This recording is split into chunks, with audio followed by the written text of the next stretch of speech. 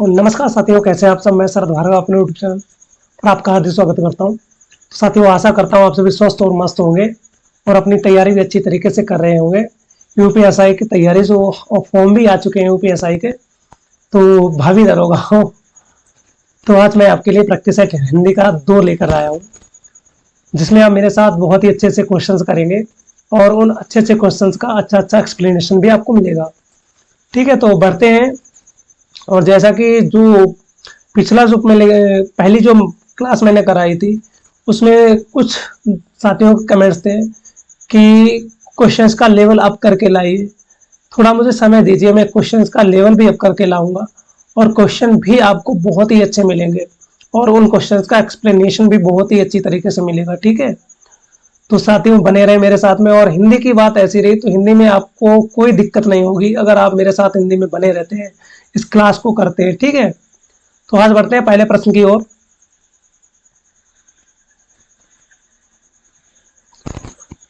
आज का पहला प्रश्न, केंद्रीय हिंदी निदेशालय किस मंत्रालय के अधीन आता है?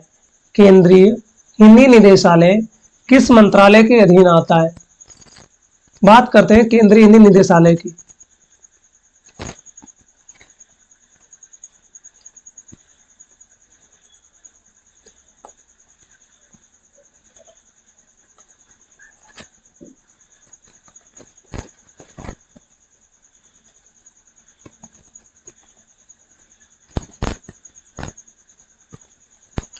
आज का पहला प्रश्न,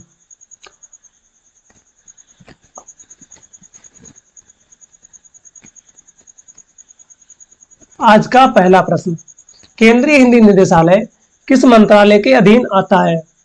तो केंद्रीय हिंदी निदेशालय की बात करता हूं भैया। केंद्रीय हिंदी निदेशालय की बात करता हूं मैं। केंद्रीय हिंदी निदेशालय की बात करता हूं। इसका गठन कब हुआ था?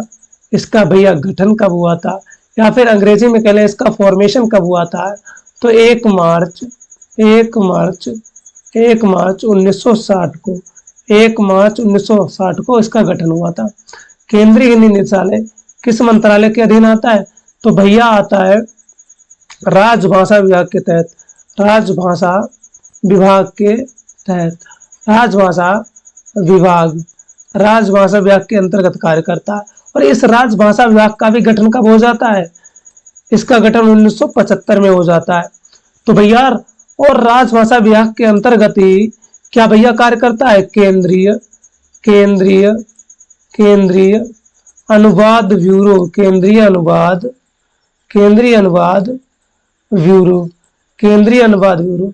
केंद्रीय अनुवाद ब्यूरो का भी गठन कब हो जाता है? केंद्रीय अनुवाद ब्यूरो का भी गठन कब हो जाता है? 1 मार्च 1971 को भी इसका गठन हो जाता है। तो भैया जी किसके अंतर्गत कार्य करता है? ये दोनों ये दोनों किसके अंतर्गत कार्य करते हैं? ये दोनों भैया शिक्षा मंत्रालय के अधीन कार्य करते हैं। भारत के शिक्षा मंत्रालय के अधीन कार्य करते हैं भैया। किसके अंतर्गत कार्य करते हैं? शिक्षा मंत्रालय के अधीन कार्य करते हैं। ठीक है, तो आज का आपका सही उत्तर यही हो जाएगा, शिक्षा मंत्रालय। अब बात कर लेते हैं कुछ ऐसे संस्थान हैं जिनके हमें आपको बताना है कि इसकी केंद्रीय निदेशालय कौन सी पत्रिकाएं कौन सी हो जाती।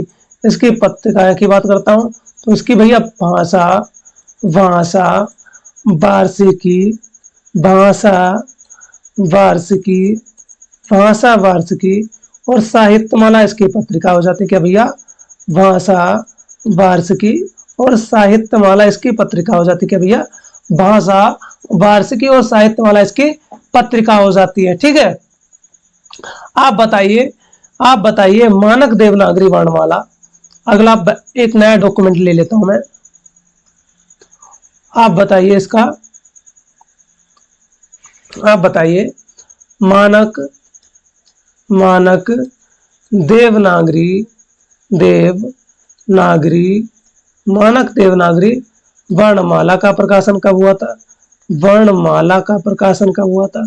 आप बताइए हिंदी वर्तनी का, हिंदी हिंदी वर्तनी का, वर्तनी का का मानकीकरण, मानकी मानकीकरण मानकी, यहां पर गलत हो गया थोड़ा। हिंदी वर्तनी का मानकीकरण। क्या भैया? हिंदी वर्तनी का मानकीकरण। हिंदी वर्तनी का मानकीकरण का कब प्रकाशित हुई भैया? अब इसके बाद में ये दोनों कंबाइंड होके कब आती है? इन दोनों का कॉम्बिनेशन होके कब आता भैया? तो वो आता है देवनागरी लिपि। क्या भैया? देवनागरी लिपि। देवनागरी लिपि। देवनागरी लिपि। देवनागरी लिपि तथा तथा हिंदी का मानकीकरण। हिंदी हिंदी हिंदी वर्तनी का हिंदी वर्तनी का हिंदी वर्तनी का मानकीकरण। क्या भैया? हिंदी वर्तनी का मानकीकरण आप बताएंगे। और आप बताइए वैज्ञानिक एवं, क्या भैया? वैज्ञानिक एवं वैज्ञानिक एवं वैज्ञानिक एवं वैज्ञानिक एवं तकनीकी शब्दावली आयोग। तकनीकी तकनीकी शब्दावली आयोग। शब्दावली आयोग इसका कब भैया गठन हुआ था? ठीक है, आप बताएंगे केंद्रीय अनुवाद ब्यूरो का गठन कब हुआ था? केंद्रीय, जबकि मैं बता चुका हूं ऑलरेडी पहले ही, केंद्रीय अनुवाद ब्यूरो का गठन कब हुआ था? केंद्रीय अनुवाद ब्यूरो का गठन कब हुआ था? केंद्रीय अनुवाद ब्यूरो का गठन कब हुआ था? क्या भैया? केंद्रीय अनुवाद ब्यूरो का गठन कब हुआ था? आप बताएंगे राष्ट्रीय अनुवाद मिशन कहाँ है? राष्ट्रीय अनुवाद मिशन कहाँ? क्या भैया? राष्ट्रीय अनुवाद मिशन कहाँ है? राष्ट्रीय अनुवाद मिशन कहाँ है? तो मैं बता दे रहा हूं भैया, राष्ट्रीय अनुवाद मिशन का गठन 2008 में। कहाँ भैया? मैसूर कर्नाटक में। कहाँ? मैसूर कर्नाटक में। कहाँ भैया? मैसूर कर्नाटक में। कलर चेंज कर ले रहा हूं, मैसूर कर्नाटक में। मैसूर कर्नाटक में। ठीक है, अब बात कर लेता हूं केंद्रीय अनुवाद ब्यूरो को। तो इसकी स्थापना 1 मार्च 1971 को हुई थी। ठीक है, वैज्ञानिक एवं तकनीकी शब्दावली आयोग, इसकी स्थापना या इसका गठन कब हुआ था भैया? 1 अक्टूबर 1961 को भैया। 1961 को 1 अक्टूबर 1961 को 1 अक्टूबर 1961 को। ठीक है भैया, देवनागरी लिपि तथा हिंदी वर्तनी का मानकीकरण का प्रकाशन कब हुआ? तो 1983 में, जिस साल भारत ने वर्ल्ड कप जीता था, या तीसरा विश्व हिंदी सम्मेलन कहाँ भारत में हुआ था? नई दिल्ली में हुआ था। हिंदी वर्तनी का मानकीकरण तो 1967 में प्रकाशित हुआ। और बात करते हैं मानक देवनागरी वर्णमाला, तो 1966 में। 1966 में। और संस्थाएं आप बताएंगे हिंदी के विकास से संबंधित। मैं एक नया डॉक्यूमेंट ले लेता हूं। आप बताइए केंद्रीय हिंदी संस्थान कहाँ है? आप बताइए भैया, केंद्रीय केंद्रीय केंद्रीय केंद्रीय हिंदी संस्थान कहाँ है? केंद्रीय हिंदी संस्थान कहाँ है? केंद्रीय हिंदी संस्थान कहाँ है भैया? केंद्रीय हिंदी संस्थान कहाँ है? क्या भैया? केंद्रीय हिंदी संस्थान। केंद्रीय हिंदी संस्थान कहाँ है? ठीक है, आप बताइए दक्षिण भारत, यहां पर मैं लिख दे रहा हूं दक्षिण भारत दक्षिण भारत दक्षिण भारत हिंदी हिंदी प्रचार सभा कहाँ है? प्रचार सभा कहाँ है? आप बताइए भैया विश्व हिंदी सचिवालय कहाँ? हिंदी विश्व हिंदी विश्व हिंदी सचिवालय कहाँ है? सचिवालय कहाँ है भैया? कहाँ? विश्व हिंदी सचिवालय कहाँ है? ठीक है, तो केंद्रीय हिंदी संस्थान, अब मैं बात कर लेता हूं इसकी। केंद्रीय हिंदी संस्थान, इसका गठन कब हुआ था भैया? गठन की बात कर लेता हूं। तो इसका गठन 1960 में हुआ था। 1960 में हुआ था। इसके संस्थापक कौन थे भैया? इसके संस्थापक कौन थे? इसके संस्थापक कौन थे? इसके संस्थापक थे भारत के पहले शिक्षा मंत्री अब्दुल कलाम आजाद जी। अब्दुल कलाम अब्दुल कलाम अब्दुल कलाम आजाद जी। कौन थे भैया? आजाद जी। कौन थे? अब्दुल कलाम आजाद जी। ठीक है, इसका हेडक्वार्टर कहाँ हो जाता भैया? इसका हेडक्वार्टर कहाँ है? इसका हेडक्वार्टर कहाँ हो जाता भैया? उत्तर प्रदेश के आगरा में। उत्तर प्रदेश के आगरा में इसका हेडक्वार्टर हो जाता है। इसकी पत्रिकाएं क्या हो जाती हैं भैया, पत्रिकाएं क्या हो जाती हैं, पत्रिकाएं क्या हो जाती हैं भैया, ये सारे आते हैं एग्जाम में। पत्रिकाएं क्या हो जाती हैं, तो क्या हो जाता है, प्रवासी जगत एक हो जाती है इसकी पत्रिका, क्या प्रवासी, प्रवासी जगत हो जाती है, प्रवासी जगत हो जाती है। कलर चेंज कर लूं मैं इसका,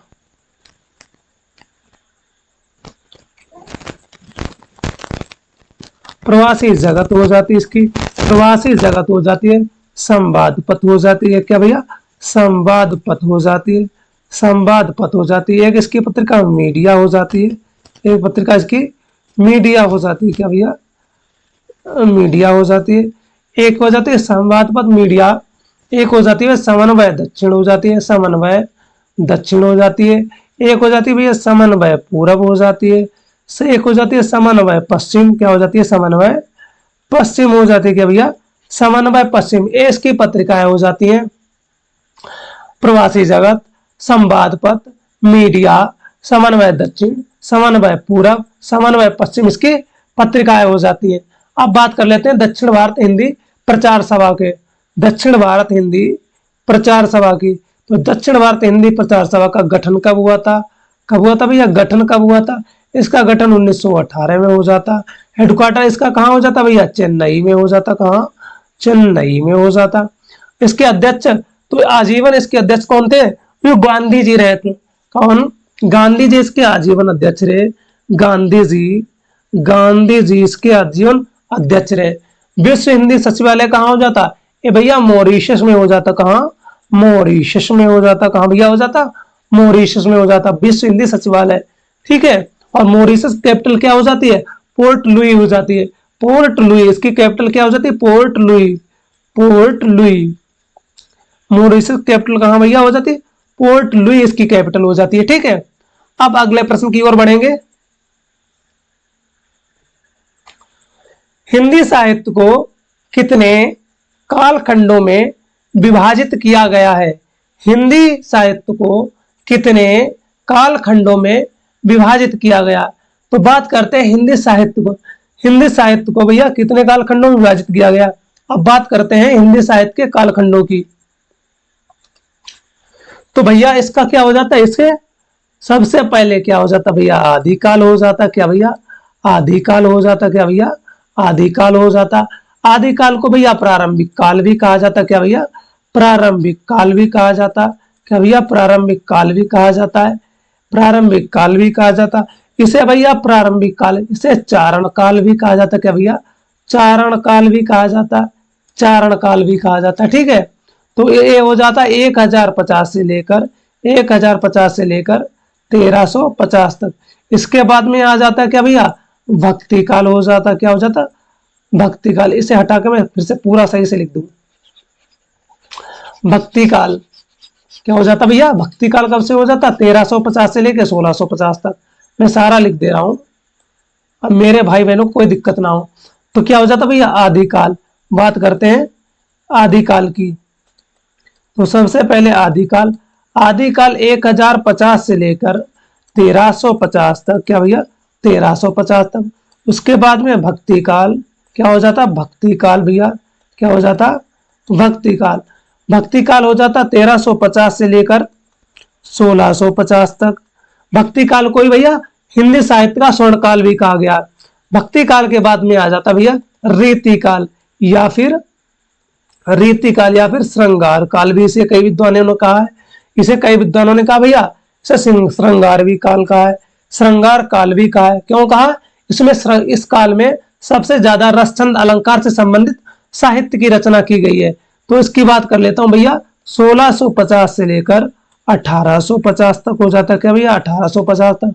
उसके बाद में आ जाता भैया आधुनिक काल, क्या हो जाता, क्या भैया हो जाता, आधुनिक काल हो जाता, क्या भैया, आधुनिक काल हो जाता है।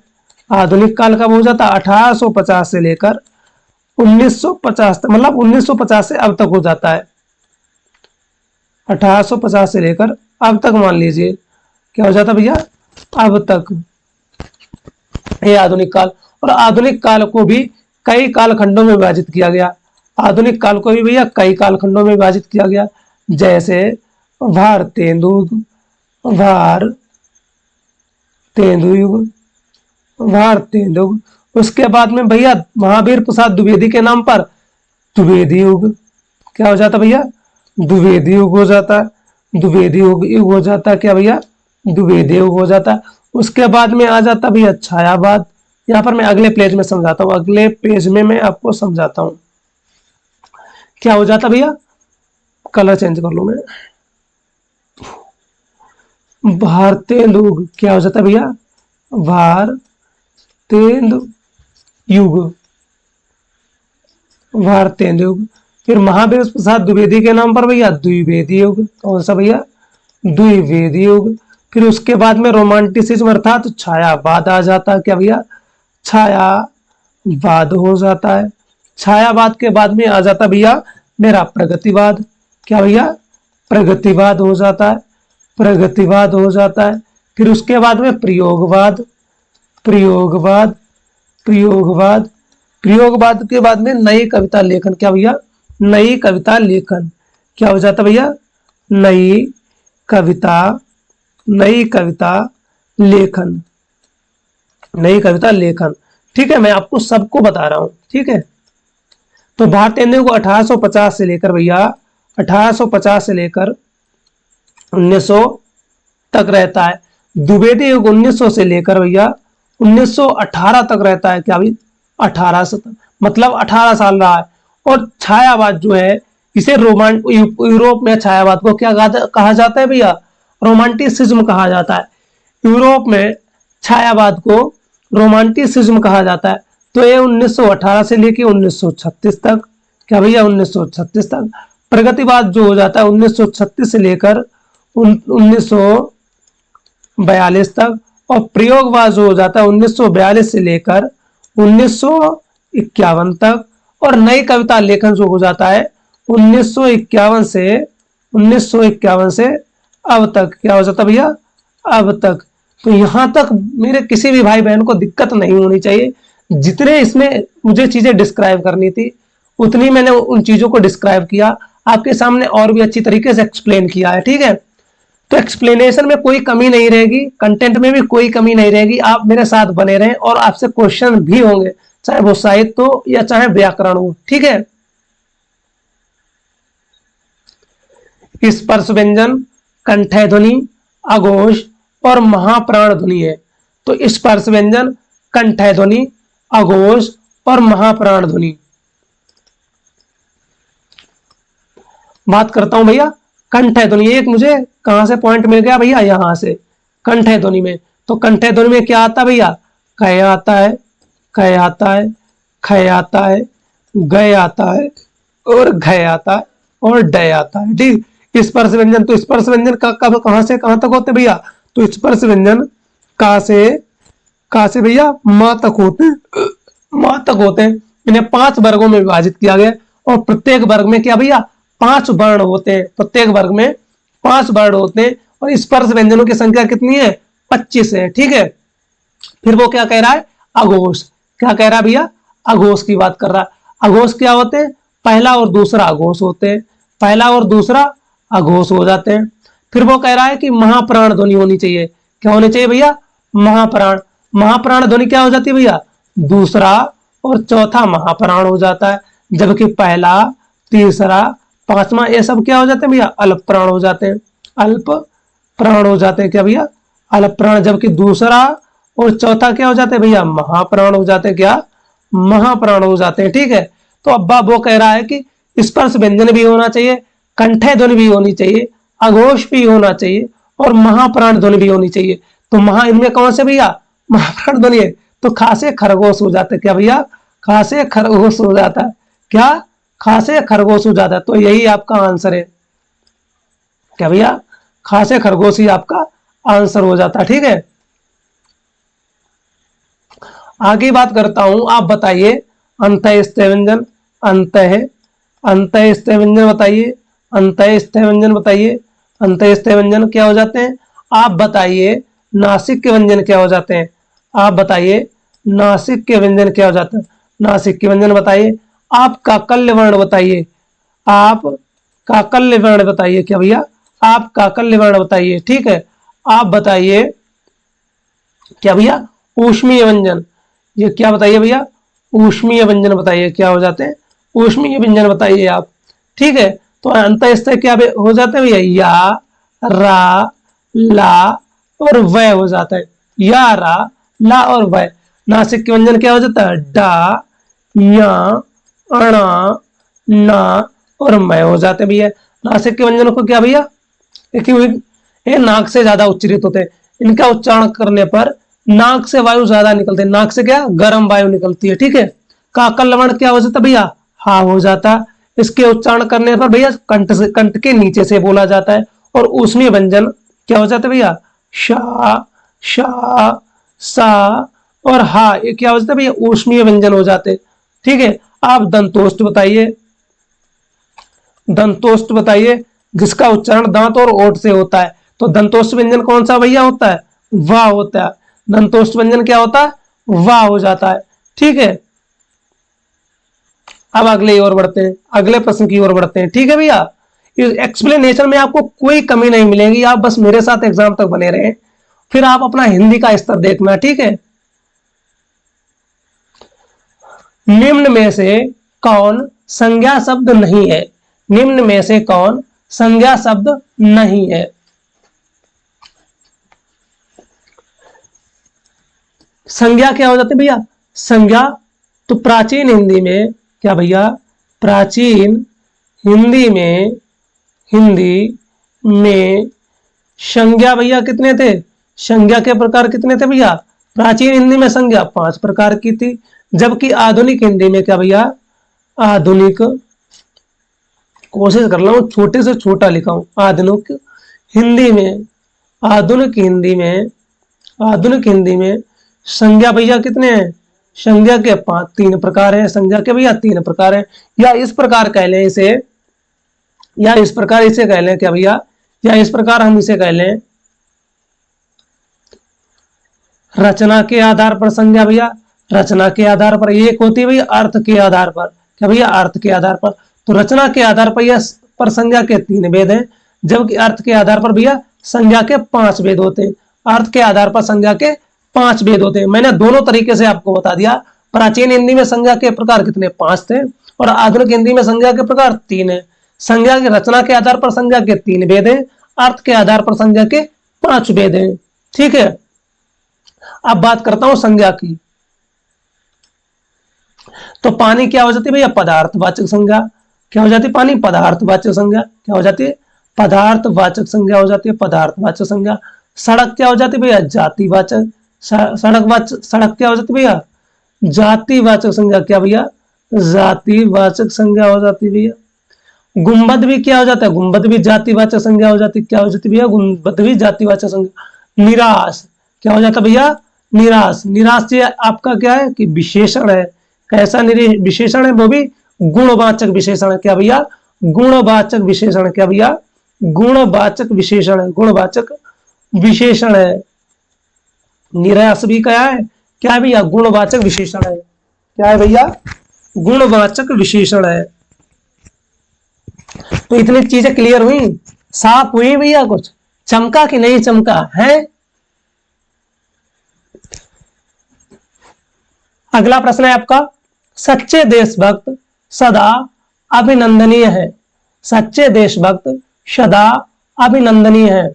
इस वाक्य में सच्चे किस प्रकार का विशेषण है, इस वाक्य में सच्चे किस प्रकार का विशेषण है। तो बात करते हैं विशेषण। तो विशेषण के भैया कितने भेद है, 4 भेद होते हैं। विशेषण के 4 भेद है, 4 भेद होते हैं, और वो भी आपके सामने ही सारे लिखे हैं। तो परिमाणवाचक में किसी नापतोल या मात्रा का ज्ञान हो। तो परिमाणवाचक के भी 2 भेद होते हैं, निश्चित परिमाणवाचक और अनिश्चित परिमाणवाचक। निश्चित परिमाणवाचक में क्या होता है भैया, किसी निश्चित मात्रा का बोध होता है, जैसे 1 लीटर, 2 लीटर, 3 लीटर। अनिश्चित वाचक में क्या होता है भैया, थोड़ा, कुछ, इतना, उतना, अधिक। क्या होता है, अनिश्चित वाचक हो जाता है। संख्यावाचक की बात करता हूं, संख्यावाचक में भी 2 भेद हो जाते हैं, एक निश्चित संख्यावाचक, एक अनिश्चित संख्यावाचक। निश्चित संख्यावाचक में क्या हो जाता है भैया, इसके भी 4 भेद हो जाते हैं। ठीक, गुणवाचक की बात करता हूं तो गुणवाचक विशेषण। तो क्या भैया, गुणवाचक। और सार्वनाम विशेषण क्या हो जाते हैं, जो सर्वनाम शब्द जो सर्वनाम शब्द संज्ञा के पहले आकर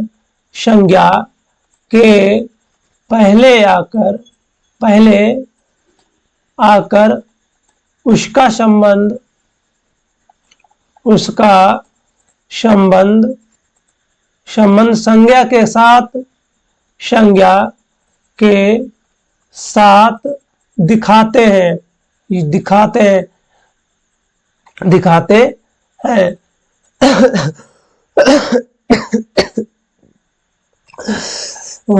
मेरी तबीयत ठीक नहीं है, फिर भी मैं क्लास लेता हूं, बहुत से जुकाम है।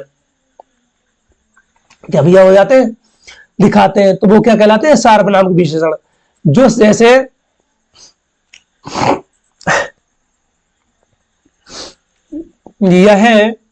यह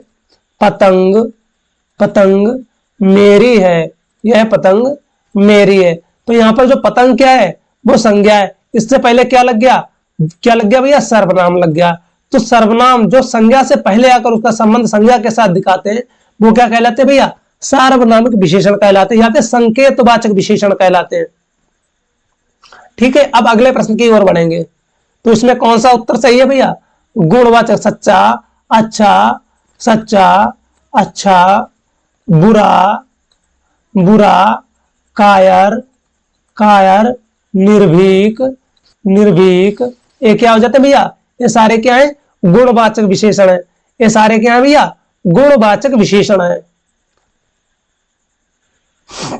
अगला प्रश्न, मनोभावों को प्रकट करने वाले वे अविकारी शब्द जिनका वाक्य से कोई संबंध नहीं रहता क्या कहलाते हैं।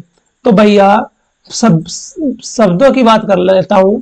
एक विकारी होते हैं, एक क्या हो जाते हैं भैया, विकारी हो जाते हैं।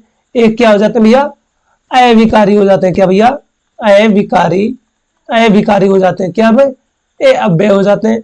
अव्यय क्या हो जाते हैं, ए विकारी हो जाते हैं, एक अविकारी हो जाते हैं। विकारी जो हो जाते हैं वो संज्ञा सर्वनाम विशेषण पर संज्ञा क्या हो जाता है भैया, विकारी शब्द क्या हो जाते हैं, संज्ञा सर्वनाम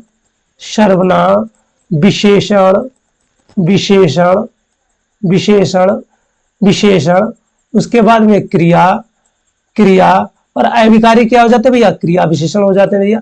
ऐसे क्रिया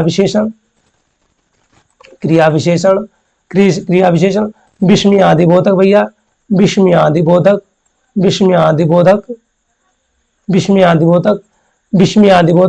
उसके बाद में समुच्चय बोधक। उसके बाद में भैया क्या हो जाते हैं, समुच्चय बोधक हो जाते हैं। इसके बाद में क्या हो जाता है भैया, संबंध बोधक। ए भैया बदलते नहीं। और क्रिया विशेषण के भी भैया कितने होते हैं, क्रिया विशेषण के भी भैया कितने वेद होते हैं, 4 वेद होते हैं। क्या भैया, 4 वेद होते हैं। क्रिया विशेषण के भी भैया 4 वेद होते हैं। कैसे, कालवाचक क्रिया विशेषण, क्या भैया, कालवाचक क्रिया विशेषण, एक स्थानवाचक क्रिया विशेषण हो जाते हैं। एक स्थानवाचक, एक परिमाणवाचक क्रिया विशेषण हो जाते हैं, और एक क्या हो जाते हैं भैया,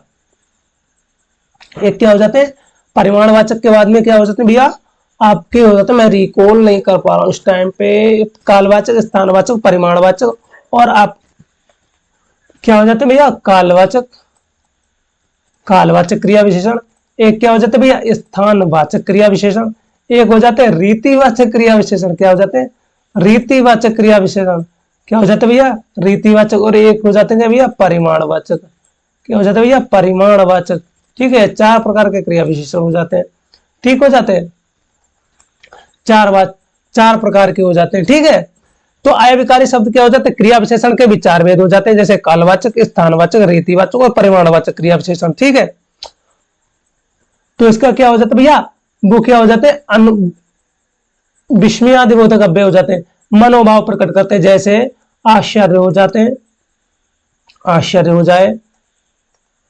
हो जाए, किसी से दुख की बात हो रही हो, एकदम मन के भाव जो एकदम प्रकट हो जाते हैं, या खुशी की बात हो रही है, कहां, खुशी की बात हो रही है। क्या भैया, खुशी की बात हो रही है, तो वहां पर क्या हो जाते हैं भैया, वहां पर विस्मयादिबोधक अव्यय होता है, और विस्मयादिबोधक अव्यय हो जाते हैं भैया।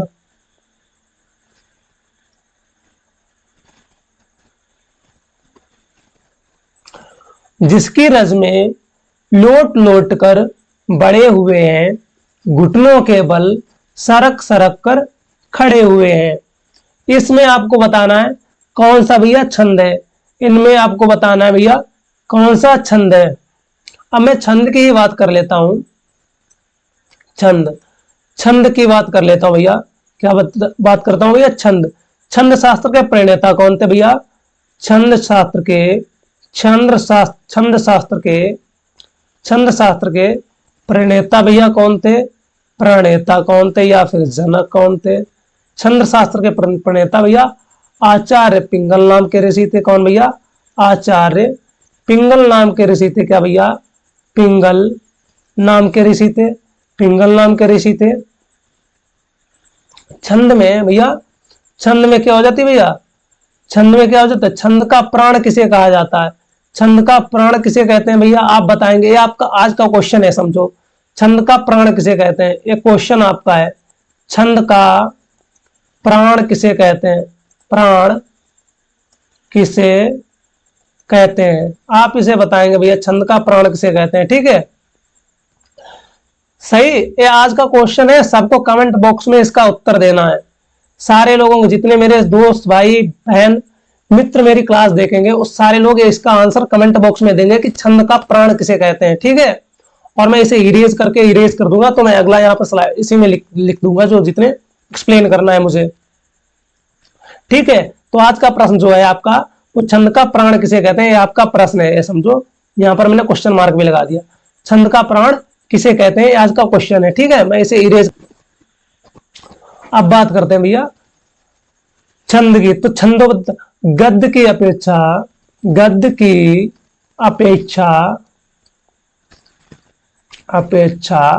छंदोबद्धता, जो है छंदोबद्धता है, राइमिंग, छंदोबद्धता अधिक पाई जाती है। गद्य की अपेक्षा छंदोबद्धता पद्य में, क्या भैया? पद्य में अधिक पाई जाती है। क्या भैया? अधिक पाई जाती है। ठीक है, और सबसे ज्यादा छंद का पहली बार प्रयोग कब हुआ था? किसमें सबसे पहले प्रयोग हुआ? तो ऋग्वेद में इसका सबसे पहले वर्णन मिलता है। ऋग्वेद में प्रथम वर्णन मिलता है छंद का। ठीक है, तो अब बात करते हैं इसकी, जिसकी रज में लोट लोट कर बड़े हुए। तो भैया अब बात कर लेते हैं इसकी। देखो, एक होते हैं इसमें जो छंद होता है, उसमें लघु या गुरु होता है। क्या भैया? लघु या गुरु हो जाता है। क्या भैया? लघु या गुरु। लघु को हम एक काउंट करते हैं, जिनमें सिंगल मात्रा लगती है, और गुरु में दो, जिसे दीर्घ भी कहते हैं। गुरु को भैया क्या कहते हैं? दीर्घ भी कहते हैं। इसमें डबल मात्राएं काउंट होती है। ठीक, अब मैं इतना सारा इरेज कर दे रहा हूं। ठीक है, इरेज करके मैं फिर से लिख रहा हूं, इसमें एक्सप्लेन कर रहा हूं।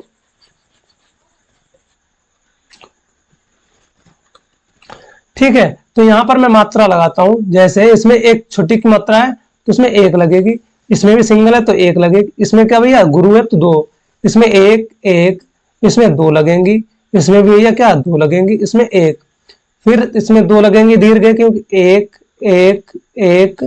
एक, और इसमें क्या है? दीर्घ दो, फिर लघु है एक, दीर्घ है दो, इसमें भी दो।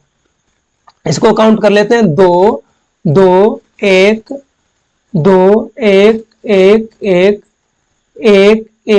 क्योंकि ये सारे लघु हैं, तो लघु में जिनमें एक मात्रा लगेगी। एक, ये दीर्घ हो गया तो इसमें दो लगेंगी, ये भी दीर्घ है तो इसमें भी दो लगेंगी। एक। अब गिन लेते हैं सारी मात्राएं। एक, दो, दो चार, पांच, एक छह, दो आठ, दो 10, एक 11 हो गया। दो 13, 14, 15, 16, 17, तो 19, तो 20, 22 और 24। तो भैया किसमें? इसमें 24 हो गई।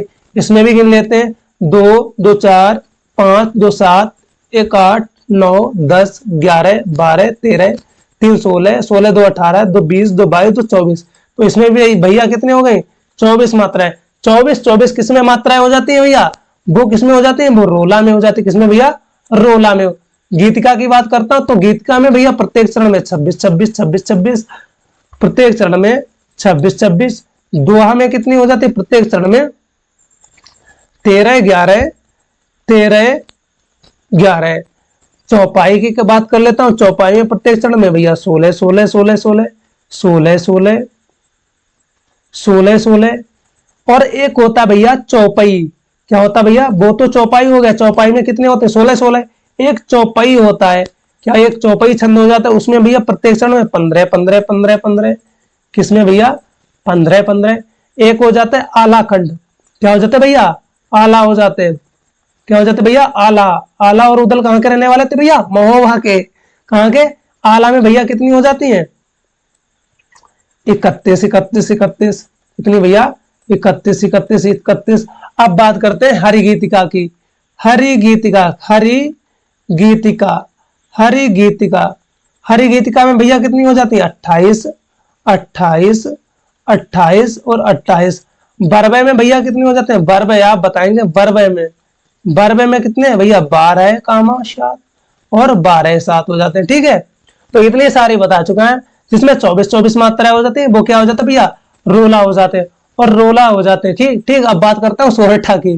क्या भैया? सोरठा है। सोरठा क्या? विषम मात्रिक छंद है। सोरठा क्या भैया? विषम मात्रिक छंद है। इसके पहले और तीसरे चरण में 11 11 मात्राएं। किसमें? पहले और तीसरे में। सही से लिख दो इसे इरेज करके।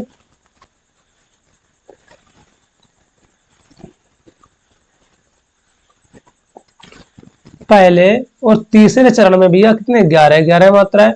दूसरे और चौथे चरण में मतलब 13 13 मात्राएं। क्या भैया? 13 13 मात्राएं लग जाती हैं। अब इतना समझ में आया? इतना समझ में आया?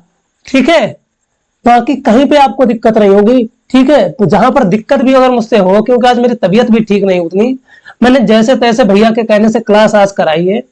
कहीं भी अगर मुझे मिस्टेक भी हो तो बताना आराम से कि भैया यहाँ पर मिस्टेक हुई है। ये नहीं कहना कि गलत पढ़ा दिया, क्योंकि मेरा जो माइंड सेट है वो आज ठीक ठाक नहीं है।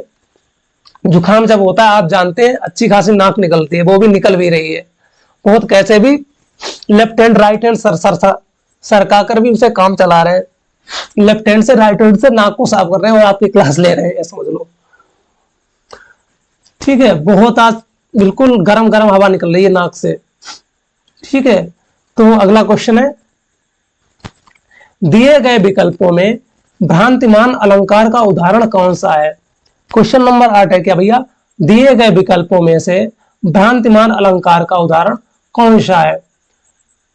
तो इसमें भैया देखते हैं, तारे आसमान के हैं आए मेहमान बन। तारे आसमान के हैं भैया और आए क्या है? मेहमान बनकर आए। मतलब अचेतन पर क्या भैया? अचेतन पर चेतन का आरोप, चेतन का आरोप कर दिया गया भैया। चेतन का आरोप कर दिया गया, चेतन का आरोप कर दिया गया। मतलब आसमान, तारे आसमान के हैं और आए मेहमान बन। क्या तारे आसमान के हैं? आए मेहमान बन। क्या तारे हैं? जो तारे क्या है? एक निर्जीव वस्तु है और वो मेहमान कैसे बन सकते हैं? तारे मेहमान कैसे बन सकते हैं? मतलब जो निर्जीव चीज है उसमें सजीव गुण डाल दिए गए। तो यहां पर भैया क्या है? इसमें मानवीय गुणों से संबंधित क्रियाकलाप है। जहां पर मानवीय गुणों से संबंधित क्रियाकलापों का वर्णन हो तो वहां पर क्या हो जाता है भैया? वहां पर मानवीकरण अलंकार होता है। वहां पर क्या हो जाता है भैया? मानवीकरण अलंकार हो जाता है। क्या भैया? मानवीकरण अलंकार हो जाता है। मानवीकरण अलंकार हो जाता। आज मैं लिख कुछ और रहा हूं, लिख मुझसे कुछ और जा रहा है। मानवीकरण अलंकार हो जा रहा है क्योंकि उतना दिमाग काम सही से नहीं कर रहा है। मानवीकरण अलंकार हो जाए। ठीक है, मैया में तो चंद्र खिलौना ले हो। मतलब खिलौना को यहां पर भैया चांद बता दिया गया। खिलौना को भैया चांद बता दिया गया। तो यहां पर भैया क्या है? यहां पर रूपक अलंकार है। क्या भैया? यहां पर रूपक अलंकार है। ठीक है, सखी मयंक तब मुख सम सुंदर। सखी मयंक तब मुख सम सुंदर। ए सखी तेरा मुंह तो चांद जैसा है। ओहो, ए सखी तेरा मुंह तो चांद जैसा है। मतलब सखी का मुंह भैया चांद जैसा बता दिया गया।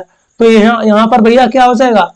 यहां पर उपमा का उल्टा है। क्या भैया?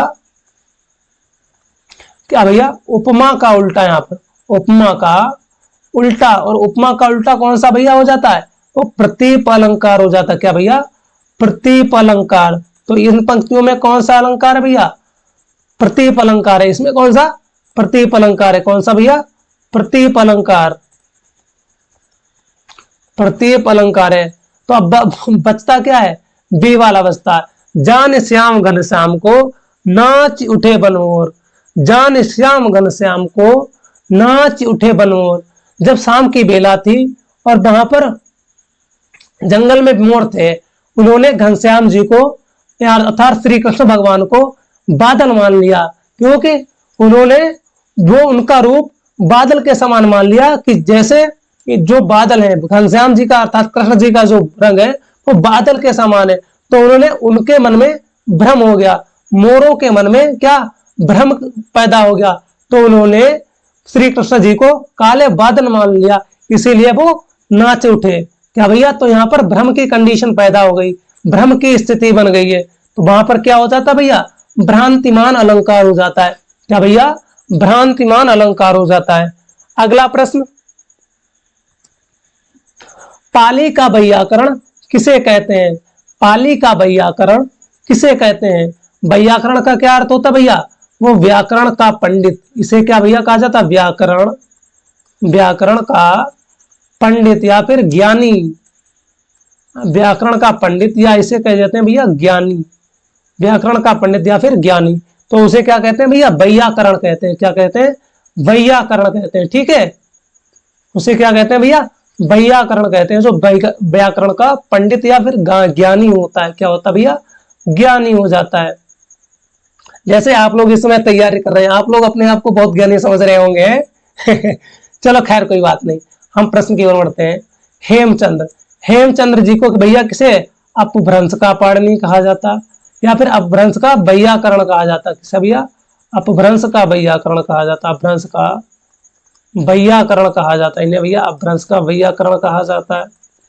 किशोरी दास वाजपेयी ने हिंदी का वैयाकरण कहा जाता है इन्हें भैया, हिंदी का वैयाकरण कहा जाता है इन्हें भैया, हिंदी का वैयाकरण कहा जाता है, हिंदी का वैयाकरण। ओहो, लिखता में कुछ और लिख कुछ और जाता, वैयाकरण कहा जाता। ठीक है भैया, तो पाणिनि ये हो जाते संस्कृत के वैयाकरण, संस्कृत के वैयाकरण, संस्कृत के वैयाकरण, संस्कृत के वैयाकरण, संस्कृत के वैयाकरण। तो अब क्या बचता है भैया? पाली। क्या होता है भैया? पाली। क्या हो जाता है भैया? पाली का वैयाकरण कौन है भैया? कच्चायन जी है। क्या है? कच्चायन या फिर कत्तायन भी इन्हें कहते हैं। इनका और नाम क्या हो जाता है? कत्तायन। इन्हें कहीं कहीं आपको कत्तायन भी मिल जाएगा नाम, कत्तायन, तादा तापुरा यन, कत्तायन, कच्चायन या फिर कत्तायन भी मिल जाएगा। अंग्रेजी में आप पढ़ेंगे तो उसे कत्तायन भी लिखा मिलेगा। क्या भैया? कत्तायन ही मिलेगा। ठीक है, अब बात करते हैं पाली भाषा की। क्या भैया? पाली भाषा की, इसे प्रथम देश भाषा या फिर प्रथम देश भाषा भी पाली को कहते हैं या फिर, और जितने बुद्ध जी ने, भगवान बुद्ध जी ने उपदेश दिए हैं वो पाली भाषा में ही दिए। किसमें भैया? पाली में ही दिए। इसमें भैया कितने थे? वर्ण कितने थे? पाली में कितने थे? वर्णों की संख्या कितनी थी? 41 थी। क्या भैया? वर्णों की संख्या 41 थे। इसमें स्वर कितने हो जाते हैं भैया? इसमें स्वरों की संख्या 6 थी। इसमें द्विस्वर भी होते। क्या भैया? द्विस्वर, द्विस्वरों की संख्या 2 हो जाती है। और इसमें आप भैया व्यंजन की संख्या, क्या व्यंजन की संख्या कितनी हो जाती है भैया? व्यंजन की संख्या कितनी हो जाती है? 32 हो जाती है। ठीक है, अब बात कर लेते हैं हम इसकी अपभ्रंश की, अपभ्रंश की, अपभ्रंश की, किसकी? अपभ्रंश की। अपभ्रंश में वर्ण कितने थे भैया? इसमें 40 वर्ण थे। कितने? 40 वर्ण थे। इसमें स्वर कितने थे भैया? इसमें 8 स्वर थे। और इसमें व्यंजन कितने थे भैया? इसमें व्यंजन कितने थे? तो इसमें 32 व्यंजन थे। और अपभ्रंश को पुरानी हिंदी किसने कहा है भैया? अपभ्रंश को पुरानी हिंदी किसने कहा? तो वो चंद्रधर शर्मा गुलेरी जी ने कहा है। अपभ्रंश को पुरानी हिंदी किसने कहा है? चंद्रधर शर्मा गुलेरी जी ने कहा है। और अपभ्रंश का जो काल रहता है वो अपभ्रंश कितने से कितने तक रहती है? अपभ्रंश कितने से भैया?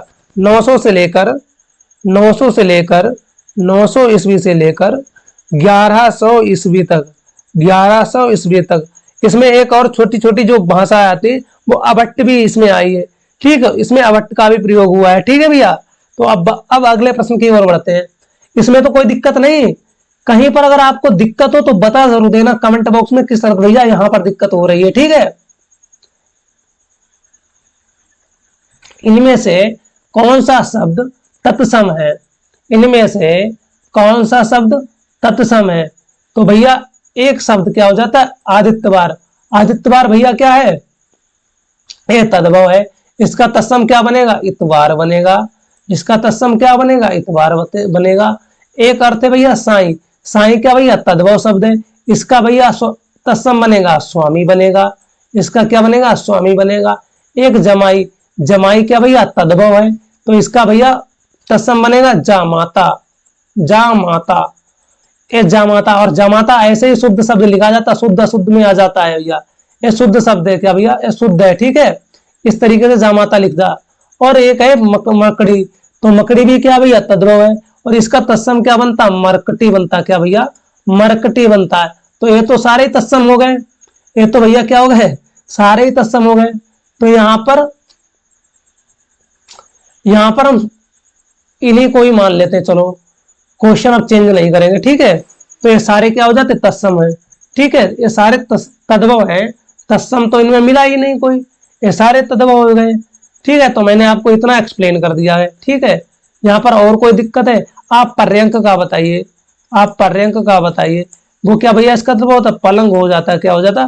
पलंग हो जाता है। ठीक, आप गधा का बताइए तत्सम। आप गधा का बताइए। गधा का क्या हो जाता? गर्दभ हो जाता। क्या होता भैया? गर्दभ बताइए। आप अखाड़ा का बताइए। क्या हो जाता? आप अखाड़ा का बताइए। क्या भैया? आप अखाड़ा का बताइए। अखाड़ा क्या हो जाता है? अच्छुबाट हो जाता है। क्या भैया? अच्छुबाट हो जाता है। आप हल्दी का बताइए। आप हल्दी का बताइए। क्या भैया? हल्दी को, हल्दी का क्या हो जाता है? हरिद्रा हो जाता है। क्या भैया? हरिद्रा हो जाता है। ठीक, आप खप्पर का बताइए। आप खप्पर का बताइए। खप्पर का क्या भैया? खरपर हो जाता है। क्या हो जाता भैया? खरपर हो जाता है। ठीक है, अब अगले प्रश्न की ओर बढ़ते हैं। निम्नलिखित में से कौन सा शब्द सज्जन का विलोम होगा? सज्जन का विलोम होगा। सज्जन का विलोम होगा। उत्थान का भैया विलोम क्या हो जाता? पतन हो जाता। उत्थान का हो जाता क्या भैया? पतन हो जाता है। आज्ञ क्या क्या हो जाता भैया? आज्ञा का अर्थ होता है अज्ञानी। और विज्ञ क्या हो जाता? वो जानने वाला, विज्ञ हो जाता। सौम्य का क्या हो जाएगा भैया? सौम्य का हो जाएगा उग्र। सौम्य का क्या भैया हो जाएगा? उग्र। तो बचता क्या है? खल। खल का अर्थ होता है नीच आदमी। क्या? नीच। या फिर दुर्जन। कौन भैया? एक फिल्म में भी थे ठाकुर दुर्जन सिंह है, मुझे नहीं पता कौन फिल्म वो थी, कौन सी मूवी थी, दुर्जन सिंह है। तो इसका नीच भी होता है, इसका दुर्जन भी होता है, इसका खल भी होता है। ठीक है भैया? ठीक है, अब अगले प्रश्न की ओर बढ़ते हैं। इनमें से कौन सा शब्द कसक का पर्यायवाची नहीं है? कसक का पर्यायवाची नहीं पूछा है। कौन सा भैया पूछा आप पर? नहीं पूछा है। कौन सा पूछा है? नहीं पूछा है आपसे। क्या भैया? नहीं पूछा है, ये ध्यान रखना। नहीं है, क्या है? दुख भी होता है, पीड़ा भी होता है, विवाद भी होता है। किसका? कसक का।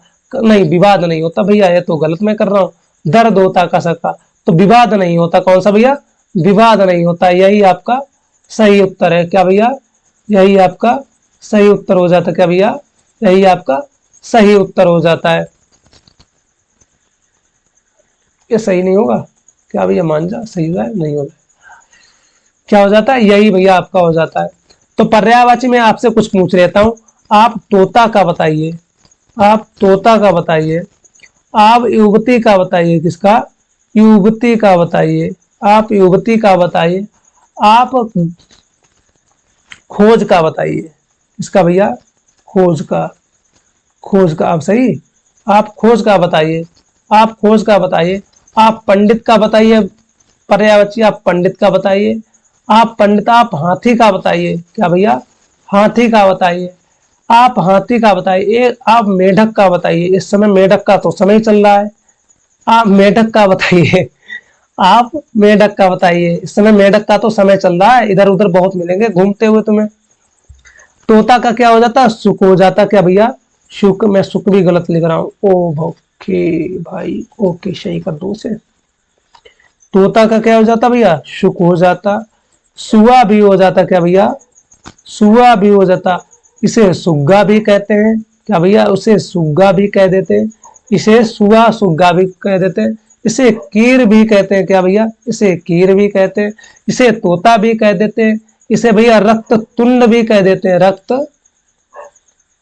तुंड भी कहते हैं, रक्त तुंड भी कह देते हैं। ठीक है, युवती का क्या होगा भैया, युवती को मनोज्ञा भी कह देते हैं क्या भैया, मनोज्ञा भी कह देते हैं, युवती को मनोज्ञा भी कह देते हैं। युवती को सुंदरी भी कह देते हैं क्या भैया, सुंदरी भी कह देते हैं। युवती को रमणी भी कह देते हैं क्या भैया, रमणी भी कह देते हैं। युवती को रमणी भी कह देते हैं, ना कह रही है बार बार, युवती को रमणी भी कह देते हैं, युवती को रमणी भी कह देते हैं। युवती को तरुणी भी कह देते हैं क्या भैया, तरुणी भी कह देते हैं। ठीक है, इतने युवती को हो जाते हैं। खोज का क्या हो जाता भैया, गवेषण। कलर चेंज कर ले रहा हूं मैं पेन का, गवेषण, गवेषण। खोज, क्या खोज तो लिखा है, खोज। जांच, क्या हो जाता है, जांच भी हो जाता है, जांच, गलत, ओहो, जांच।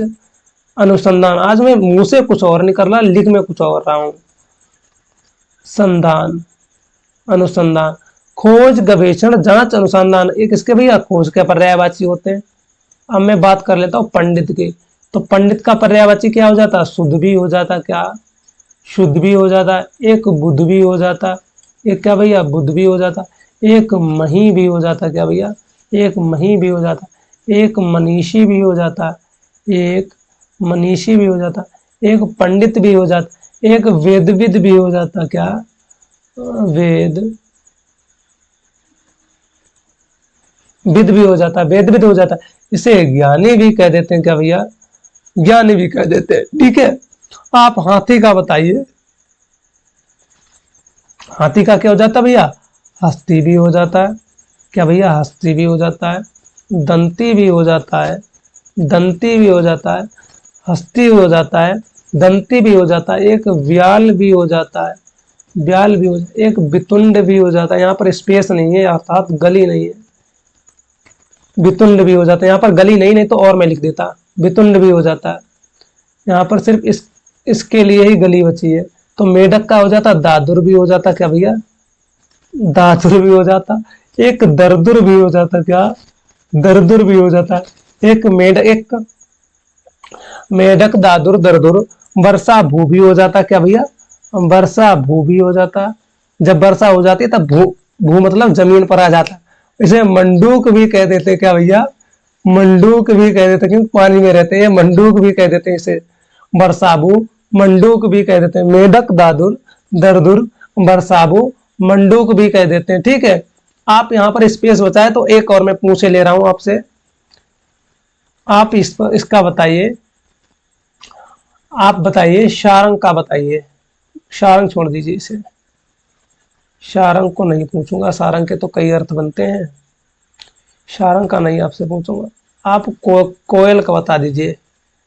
कोयल, कोयल का क्या होता है भैया, पिक भी होता है, क्या पिक भी होता है। श्यामा भी हो जाता है, श्यामा भी हो जाता है। पिक भी हो जाता, कोयल भी हो जाता है, कोयल भी हो जाता। बसंत दूत भी हो जाता, क्या बसंत, बसंत दूत भी हो जाता है। ठीक है भैया, तो इतने सारे मैंने आपको लिखवा दिए हैं। और भी आपको एक्सप्लेन करने में और भी मतलब आपको कोई दिक्कत हो तो बताना जरूर, क्लास में कमेंट करके जरूर बताना, आपके कमेंट्स का वेट रहेगा। मुझे उस दिन जो मुकुटधर भाई ने कमेंट किया था, भाई मैं आपकी बात से बिल्कुल एग्री हूँ, पर थोड़ा समय दे दीजिए, मेरी मेंटल और फिजिकल हेल्थ ठीक हो जाए। 4-5 दिन मुझे लगता है कि मुझे रिकवर होने में लगेगा, क्योंकि बुखार आने के बाद सारी हालत बेकार हो जाता है, मेंटली आदमी भी बहुत बेकार हो जाता है, फिजिकली तो और भी वीक हो जाता है। तो आप मेंटली और मैं फिजिकली ठीक हो जाऊं, फिर आपके लिए कंटेंट लाऊंगा बढ़िया सा। ठीक है, और बढ़िया से क्वेश्चन होंगे और उनका बढ़िया सा एक्सप्लेनेशन भी आपको मिलेगा। ठीक है, तो भरोसा रखिए, भैया ने अगर कहा है तो ऐसा ऐसा नहीं है कि भैया कहीं ऐसा वैसा वो चीज मुझे उठा लाए। भैया ने कम से कम 100-150 बार मेरी परीक्षा ली, तब मुझे यहाँ पर जिम्मेदारी दी कि अब तुम हिंदी कराओ शरद, तुम्हें हिंदी अब कराना है प्लेटफॉर्म पे, तो मैं आया, नहीं तो मैं नहीं आता। ऐसा नहीं है, मैं काम भी कई जगह कर चुका हूं, भैया ने बताया होगा शायद आपको। ठीक है, तो अब प्रश्न की ओर बढ़ते हैं, अगले प्रश्न की ओर। मुरलीधर में कौन सा समास है? मुरलीधर में कौन सा समास है? मुरलीधर में कौन सा समास है? बात करते हैं समास। समास का क्या भैया हो जाता है? समास का अर्थ होता है किसी को संक्षिप्त करना। क्या भैया?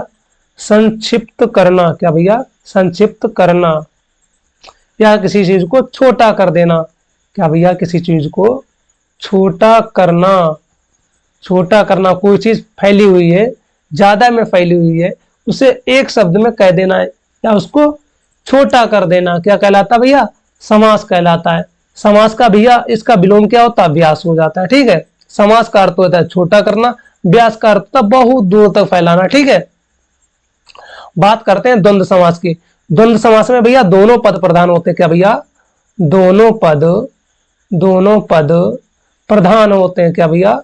दोनों पद प्रधान होते हैं। ठीक है, कर्मधारय में पहला पद तो विशेषण होता है, पहला पद विशेषण होता है, पहला जो पद होता है विशेषण होता है, पहला पद विशेषण। और उत्तर पद इसका प्रधान होता है। क्या भैया? उत्तर पद मतलब दूसरा वाला उत्तर पद इसका प्रधान होता है, मतलब दूसरा वाला पद है, उससे उससे कुछ चीजें जानी जा सकती है। ठीक है, उत्तर पद प्रधान होता है तो कर्मधारय समास होता है। अव्ययीभाव समास में भैया इसमें क्या हो जाते हैं? उपसर्ग या फिर अव्यय शब्द जाते हैं। उपसर्ग या फिर उसमें अव्यय शब्द आते हैं। क्या भैया? अव्यय शब्द आते हैं। ठीक है, जैसे प्रतिदिन, हर दिन, बेरहम, ये शब्द क्या है? अव्यय को दर्शाते हैं, या फिर उपसर्ग लग जाते हैं। तत्पुरुष समास इसमें क्या भैया?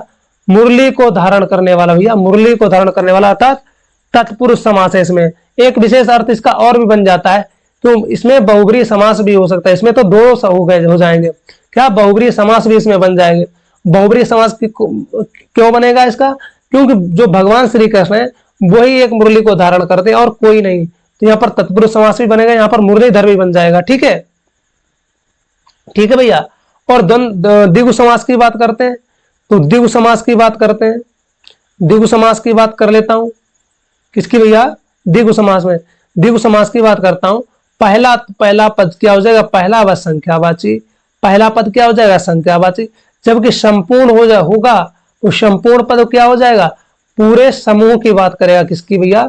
समूह की बात करेगा, समूह की बात करेगा, यानी पूरे ग्रुप की बात करेगा। तो पहला पद संख्यावाची और दूसरा पद क्या? पूरे समूह की बात करेगा। ठीक है, तो वहां पर क्या हो जाता है? द्विगु समास हो जाता है। क्या भैया? द्विगु समास हो जाता है। समास के कितने भेद हो जाते हैं आप बताइए? समास के कितने भैया भेद हो जाते हैं? बताइए आप सभी लोग कमेंट बॉक्स में बताया करो। आप लोग कमेंट बिल्कुल नहीं करते हो।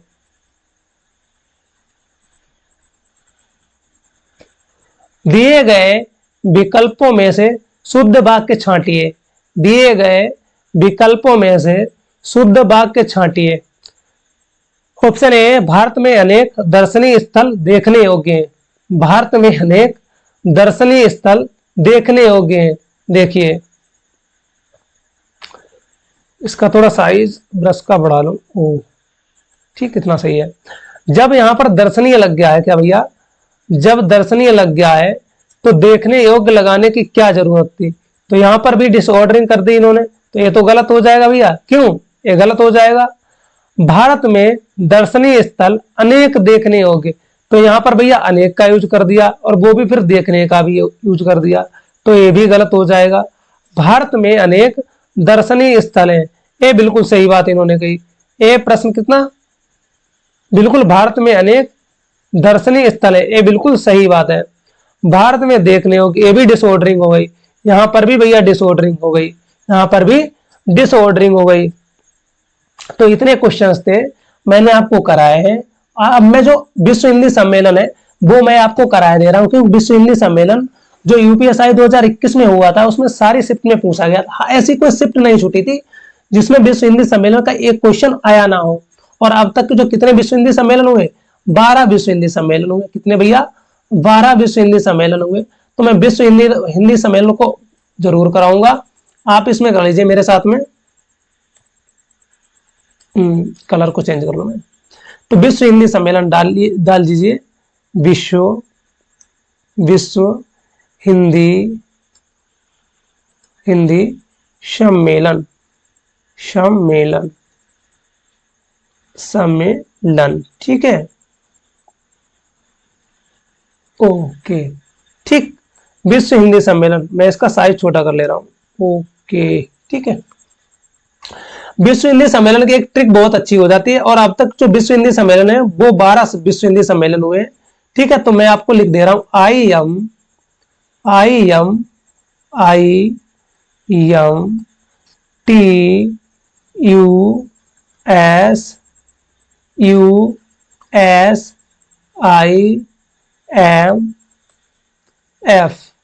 क्या? IMF। सारे में विश्व हिंदी सम्मेलन करा दूंगा। आप सोचते होंगे शरद भैया आपको कैसे याद है, आपको सारे विश्व हिंदी सम्मेलन कैसे याद है? With date, with year, with country name, और विद कंट्री के सिटीज, और विद ऑर्डर, किन किन नंबर से, ठीक है। तो पहला हो जाता है 10 जनवरी 1975 को। कहां हो जाता भैया? भारत भोपाल में हो जाता। पहला भारत भोपाल में, कब भैया? 1975 को। कब भैया? 1975 को। दूसरा जो हो जाता है मॉरिशस में हो जाता। कहां भैया? मॉरिशस में हो जाता। कहां भैया? मॉरिशस में 1976 में। तीसरा हो जाता फिर भारत में, कहां? भारत नई दिल्ली में। भारत नई दिल्ली में 1983 में, जब भारत ने अपना विश्व कप जीता था। चौथा फिर भैया मॉरिशस में हो जाता। कहां भैया? आहा, मॉरिशस में, नाक सा, 1996 में। क्या भैया? 1993 में, 96 नहीं, बाई मिस्टेक मुंह से निकल गया, मेरे मुंह से निकल गई, 1993 में। तो पांचवा हो जाता भैया त्रिदिनाद एंड टोबैगो में। कहा भैया? त्रिदिनाद, त्रिदिनाद, त्रिनिदाद, या Trinidad, Trinidad and Tobago, and Tobago, Tobago छोटा लिख दूं, त्रिनिदाद एंड टोबैगो। 1996 में, 1996 में। फिर हो जाता भैया यूके लंदन। कहाँ बजा भैया? हो जाता यूके लंदन में हो जाता। क्या भैया? यूके लंदन 1999 में। फिर ऐसे हो जाता सूरीनाम में। सूरीनाम कहाँ भैया? परामारिबो, सूरीनाम परामारिबो कब हो जाता? 2003 में। यह 7वां विश्व हिंदी सम्मेलन है। फिर 8वां कहाँ हो जाता भैया? यूएसए न्यूयॉर्क में। यूएसए न्यूयॉर्क में कब हो जाता? 2007 में। फिर ऐसे साउथ अफ्रीका में हो जाता। साउथ अफ्रीका, AFRIC है भैया, साउथ अफ्रीका 2012 में, 5 साल बाद। फिर हो जाता भारत में। फिर हो जाता भारत में, कहाँ हो जाता? भारत में, कहाँ हो जाता? भारत नई दिल्ली में। फिर हो जाता कब? 2015 में। फिर मॉरिशस में हो जाता भैया, कहाँ? फिर मॉरिशस में हो जाता है 2018 में हो जाता। फिर कहाँ भैया? नार्डी फिजी में, नार्डी फिजी में हो जाता। कहाँ भैया? नार्डी फिजी में कब हो जाता? 2023 में, ठीक है। अब मैं आपसे एक चीज और पूछ रहा हूं इसमें, ठीक है। फिजी की आप कैपिटल बताएंगे, इसकी क्या है भैया? इसकी आप कैपिटल बताएंगे, और इसकी आप बताएंगे मुझे करेंसी, करेंसी बताएंगे, ठीक है भैया। तो फिजी की कैपिटल क्या हो जाती है भैया? आप बताइए जल्दी जल्दी, सारे लोग जल्दी जल्दी बताइए, जल्दी जल्दी बताइए भैया। तो इसकी कैपिटल क्या हो जाती है भैया? सूबा हो जाती है फिजी की कैपिटल, फिजी की कैपिटल सूबा हो जाती है। और इसकी जो करेंसी हो जाती है भैया, फिजियन डॉलर हो जाती है। क्या भैया? फिजियन, फिजियन डॉलर, ठीक है। फिजियन डॉलर का साइन बना दो, ओहो, फिजियन डॉलर हो जाती है, ठीक है। तो इतना चीज याद रखें, ठीक है। तो पहला क्या हो जाता? भारत में 1975 में। दूसरा मॉरिशस 1976 में। तीसरा विश्व हिंदी सम्मेलन 1983 में। चौथा मॉरिशस 1993 में, 10 साल बाद। पांचवा हो जाता त्रिनिदाद एंड टोबैगो 1996 में। छठा हो जाता यूके लंदन 1999 में। सातवां सूरीनाम 2003 में। आठवां यूएसए 2007 में। नौवां साउथ अफ्रीका 2012 में। 10वां हो जाता भारत भोपाल, 10वां हो जाता भारत नई दिल्ली 2015 में। 11वां मॉरिशस 2018 में। और 12वां जो विश्व हिंदी सम्मेलन हो जाता नार्डी फिजी 2023 में। और फिजी की जो कैपिटल हो जाती है वो सूबा हो जाती है। करेंसी कौन सी हो जाती है? फिजियन डॉलर हो जाती है, फिजियन डॉलर हो जाती है। तो आप लोग मेरे साथ आराम से बने रहेंगे। जैसा कि भैया पर अगर भरोसा है तो हम पे भी भरोसा रखना। मैं आपको हिंदी में तो कहीं भी कोई दिक्कत नहीं आने दूंगा। थोड़े मुझे तबीयत ठीक होने दो, मेरी तबीयत ठीक हो जाए, मैं फिर सही तरीके से करता हूँ इसको, क्लासेस को आपकी। ठीक है, आप में 40 क्वेश्चन आते ना, 40 में से आपके बिल्कुल 35 से लेकर 38 क्वेश्चन कहीं नहीं जाएंगे, ये मेरा वादा रहा आपसे। इतने तो आप करके ही आएंगे, इससे कम नहीं स्कोर होगा अगर मेरे साथ आप बने रहे। और आप मेरी क्लास लेने के बाद अपने आप को कम से कम 15 या 20 क्लास लीजिए, फिर अपने आप को देखिए, जो मैं लिखवा रहा हूं उसे नोट डाउन करिए और फिर उसका रिवीजन करिए और फिर मॉक टेस्ट लगाइए। फिर अपने आप में देखिए कि जो मैं शरद भैया से हिंदी पढ़ रहा हूं, क्या मेरे उससे क्वेश्चन फंस रहे हैं, क्या मेरा जो स्कोर है वो बढ़ रहा है, क्या शरद भैया पढ़ा रहे हैं उसमें मेरे जो क्वेश्चंस मैं कर रहा हूं उनमें कुछ मुझसे हो पा रहे हैं या नहीं हो पा रहे हैं। अगर किसी भी ट्यूटर को आपको जज करना है तो आप वो पढ़ा रहा है, फिर आप मॉक टेस्ट लगाइए और फिर आपसे या फिर प्रीवियस ईयर उठा लीजिए। आपसे अगर क्वेश्चन हो पाए तो आप सही ट्रैक पर हैं। यही भी किसी आदमी को जज करने का तरीका होता है। अगर आप जज करते हैं, ऐसा सोचते हैं कि हाँ मुझे जज करना है कि भैया कितना मुझे समझा पाएगा या नहीं समझा पाएगा, ठीक है, तो आप पहले पढ़िए, फिर उन चीजों को, अगर जो चीज ना पता हो उसे नोट डाउन करिए, कॉपी पर नोट डाउन करने के बाद फिर उन्हें रिवीजन करिए, फिर उसके बाद मॉक टेस्ट लगाइए या फिर प्रीवियस क्वेश्चन लगाइए। फिर आप देखिए कि आप में जो पढ़ाया हुआ है वो फंस रहा है या नहीं फंस रहा है। और विश्व हिंदी सम्मेलन हर शिफ्ट में पूछे गए हैं, तो मैं हर प्रैक्टिस सेट में आपको विश्व हिंदी सम्मेलन कराऊंगा ही कराऊंगा, ये मान लीजिए, ठीक है। तो आप भैया पर भरोसा रखते हैं तो मुझ पर भी भरोसा रखना है कि शरद भैया मेरे साथ कुछ गलत नहीं होने देंगे। मेरे साथ जितनी हिंदी है वो भैया मुझे निकाल कर ले चलेंगे। बाकी आप कहीं से भी, अब तो डिजिटल बोर्ड का जमाना है, तो आप डिजिटल बोर्ड पर पढ़ते होंगे, मुझसे कैसे आप पढ़ेंगे। तो पढ़िए, मेरे साथ भी जुड़िए, आपको हिंदी में तो कहीं भी दिक्कत नहीं आने देंगे, ये मेरा वादा रहा आपसे। तो सभी लोग इस क्लास को शेयर करना और क्लास को लाइक जरूर करना, क्योंकि और कमेंट तो बिल्कुल करना भूलना ही मत, क्योंकि कमेंट पढ़ के मुझे कुछ और मोटिवेशन मिलता है कि हाँ और भी अच्छी चीजें की जाए। मेरी तबीयत नहीं थी फिर भी मैंने क्लास ली, ये समझो, नाक निकल रही है अब भी, लेकिन बुखार या जुकाम होने की वो जो हालत होती है भाई, मेंटली और फिजिकली इतना रिकवर करना आसान नहीं होता, बहुत जल्दी रिकवरी नहीं होती है। तो मैं थोड़ा सही हो जाऊं फिर आपकी क्लासेस जो है वो कंटिन्यू करने की कोशिश करता हूं, ठीक है। तो इतना भरोसा रखना मुझ पर। बाकी सभी साथियों को जय हिंद, जय भारत।